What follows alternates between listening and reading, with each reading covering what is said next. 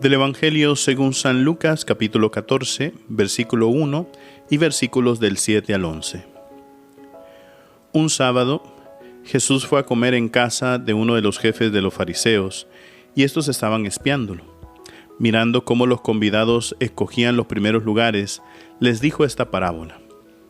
Cuando te inviten a un banquete de bodas, no te sientes en el lugar principal, no sea que haya algún otro invitado más importante que tú, y el que los invitó a los dos venga a decirte, déjale el lugar a este y tengas que ir a ocupar lleno de vergüenza el último asiento.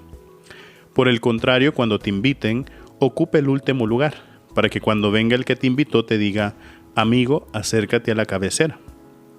Entonces te verás honrado en presencia de todos los convidados, porque el que se engrandece a sí mismo será humillado, y el que se humilla será engrandecido. Palabra del Señor.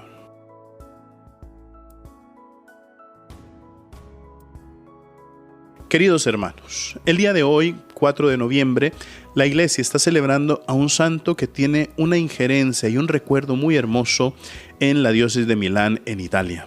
Es San Carlos Borromeo. Es un santo del siglo XVI, fue arzobispo de Milán y nace y vive en una época bastante importante de la Iglesia.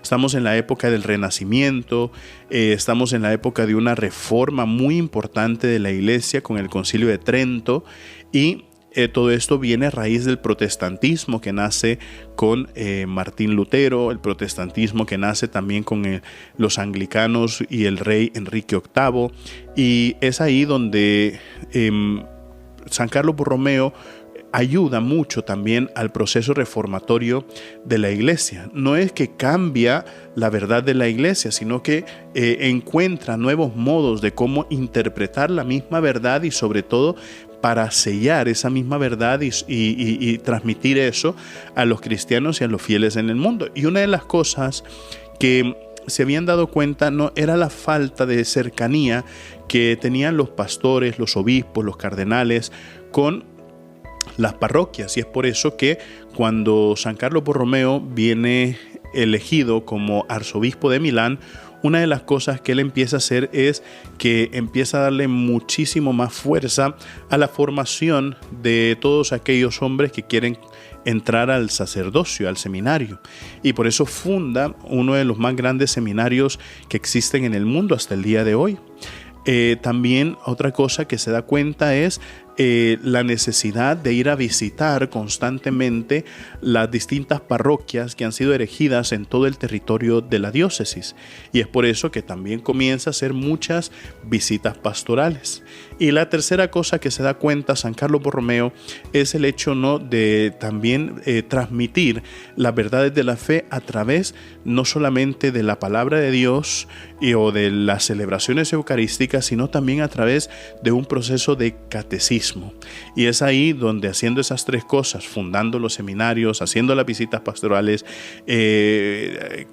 consolidando el catecismo, es que el recuerdo de San Carlos Borromeo es muy querido también, no solamente en la diócesis de Milán, sino en muchos lugares. Se dice que San Carlos Borromeo recorrió 2 veces en visita pastoral durante todo su gobierno en la diócesis de Milán, las parroquias de su diócesis.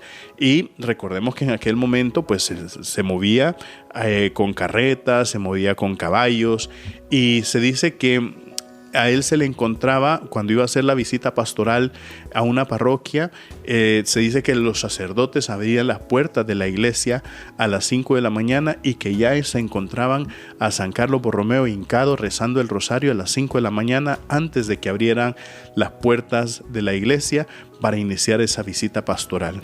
De verdad que San Carlos Borromeo nos deja un ejemplo muy grande, y fíjense que el lema que él tenía en su gobierno de la diócesis de Milán, su lema episcopal era humilitas, que significa humildad, y eso tiene mucho que ver con el evangelio que hemos escuchado el día de hoy. Él venía de una familia extremadamente rica, decir, El apellido Borromeo en Italia es como decir en cualquiera de los países un apellido de sobrenombre, un apellido de una familia riquísima, ¿verdad? Sin embargo, pues él rechazó todas las herencias que pudiera tener para dedicarse completamente a servir al Señor y haciéndolo con esa humildad como la que nos ha hablado el Evangelio el día de hoy. El que se humilla será enaltecido. Recuerden, mis queridísimos hermanos, nosotros somos lo máximo para Cristo. Así sea.